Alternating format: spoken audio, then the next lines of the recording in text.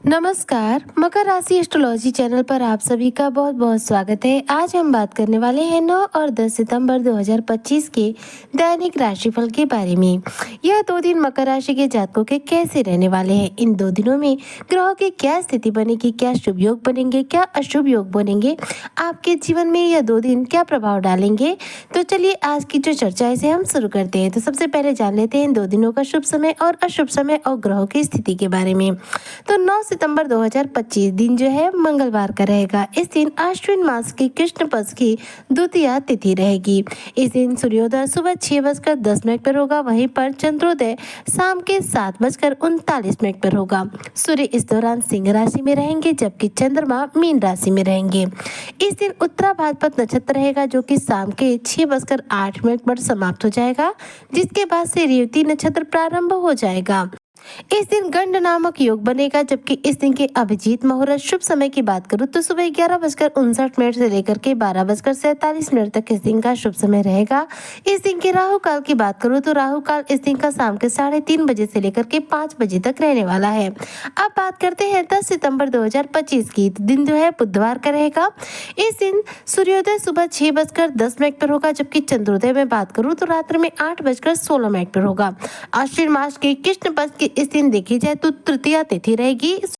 इस दिन सिंह राशि में सूर्य रहेंगे और वहीं पर चंद्रमा भी इस दिन भी मीन राशि में रहेंगे। रेवती नक्षत्र रहेगा जो कि शाम के 4:05 पर समाप्त हो जाएगा। इसके बाद अश्विनी नक्षत्र प्रारंभ हो जाएगा।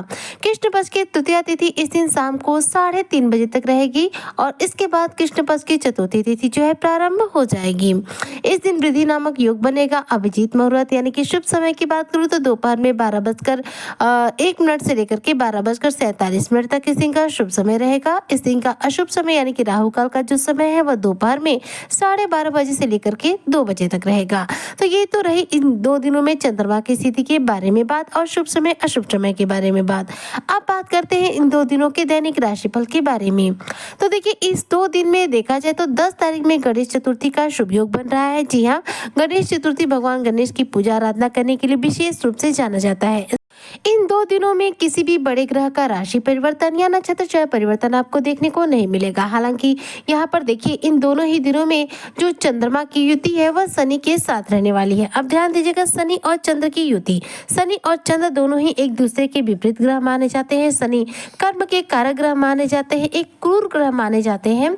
वहीं पर बात करूँ चंद्रमा की तो यह मन के कारक ग्रह माने जाते हैं। इसलिए जब दोनों एक साथ होते हैं तो कहीं ना कहीं जो स्थिति बनती है वह आपके मानसिक तौर पर परेशान जरूर करती है। ऐसे में 9 सितंबर 2025 की यदि मैं बात करूं तो इस दिन चंद्र शनि की युति रहेगी, जिसकी वजह से आपके मन की स्थिति बहुत ज्यादा उत्तम नहीं कही जा सकती। मन जो है थोड़ा सा अशांत रहेगा, थोड़ा सा परेशान हो सकते हैं, किसी बात का लेकर आपको स्ट्रेस हो सकता है, घर परिवार में किसी बात को लेकर नाराजगी हो सकती है, इसलिए मनमुटाव हो सकता है। मानसिक तौर पर यह दिन आपका कुछ खास नहीं रहने वाला है। जबकि वहीं पर हेल्थ के हिसाब से बात करूं तो हेल्थ के लिहाज से यह दिन जो है मिले जुले परिणामों के साथ रहेगा। मकर राशि के जो लोग नौकरी पेशा है उनके लिए नौकरी के स्तर पर, कार्य स्तर पर स्थिति आपके लिए बिल्कुल सामान्य रहेगी। इस दिन देखा जाए तो आप अपने कार्य क्षेत्र में अच्छा खासा मेहनत करेंगे और मेहनत के अनुरूप अपना धन अर्जित करेंगे। व्यवसायी वर्ग को व्यवसाय में जिस हिसाब से मेहनत करेंगे उस हिसाब से लाभ की प्राप्ति होगी। जबकि बात करूं मैं मकर राशि के स्टूडेंट वर्ग के बारे में, तो जो भी मकर राशि के स्टूडेंट वर्ग के लोग हैं प्रतियोगी परीक्षाओं में इस दिन देखा जाए तो कुछ मिले जुले परिणाम देखने को मिलेंगे। मानसिक तौर पर थोड़ी सी अशांति होने की वजह से आपकी प्रतियोगी परीक्षाओं में आपको ज्यादा लाभ नहीं मिल पाएगा। इसलिए आपको यहाँ पर ध्यान योग मेडिटेशन की हेल्प लेनी चाहिए ताकि आपका जो मन है पूर्ण रूप से शांत हो सके और आप अपनी पढ़ाई पर, अपने लक्ष्यों पर पूरा फोकस कर सके।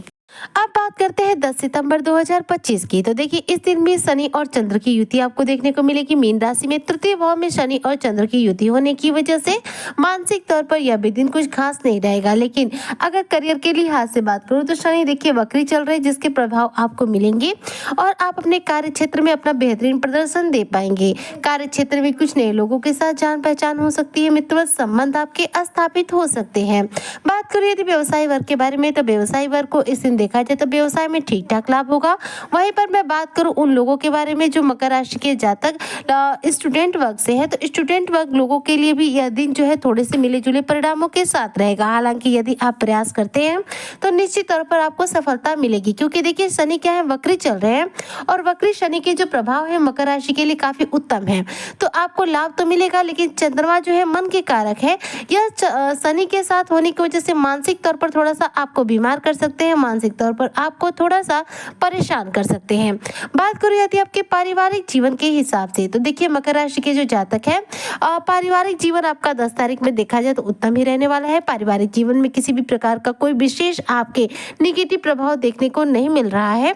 इस दिन देखा जाए तो आप अकेले रहना पसंद करेंगे, ज्यादा लोगों के साथ बातचीत करना पसंद नहीं करेंगे, एकांत में अपना कार्य करना पसंद करेंगे और इस दिन आप शोरगुल से दूर रहना पसंद करेंगे।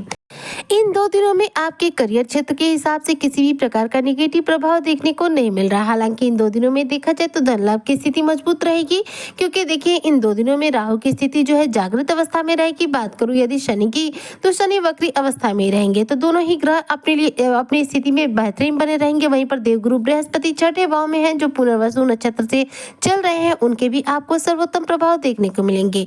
तो ऐसे में आर्थिक दृष्टिकोण के हिसाब से ये दोनों ही दिन सकारात्मक है, लेकिन मानसिक तौर पर ये जो दोनों ही दिन है कहीं ना कहीं शनि चंद्र की युति होने की वजह से थोड़ा सा आपको परेशान कर सकते हैं। हालांकि इन 2 दिनों में मकर राशि की वो जातक जो कि लॉटरी या शेयर मार्केट में पैसों का निवेश करते हैं, अगर मैं उनके हिसाब से बात करूं तो देखिए शेयर मार्केट के पैसों को निवेश करने के लिए समय काफी उत्तम चल रहा है। राहु जागृत अवस्था में है, ऐसे में आप इस समय का लाभ उठा सकते हैं। आप यदि शेयर मार्केट के पैसों का निवेश करते हैं तो निश्चित तौर पर आपको शेयर मार्केट में अच्छे खासे धन की प्राप्ति होगी। आप शेयर मार्केट से बेहतरीन रूप से धन लाभ प्राप्त कर पाएंगे। लॉटरी हो या फिर शेयर मार्केट हो, ये सब कुछ राहु के अंतर्गत आने वाला क्षेत्र होता है। ऐसे में इन क्षेत्रों में लाभ के आपको शानदार अवसर मिलेंगे। इन 2 दिनों में मकर राशि के जो जातक है, इनके किसी कहीं घूमने फिरने की योजना बन सकती है। यह योजना जो है लंबी दूरी की या फिर छोटी दूरी की हो सकती है।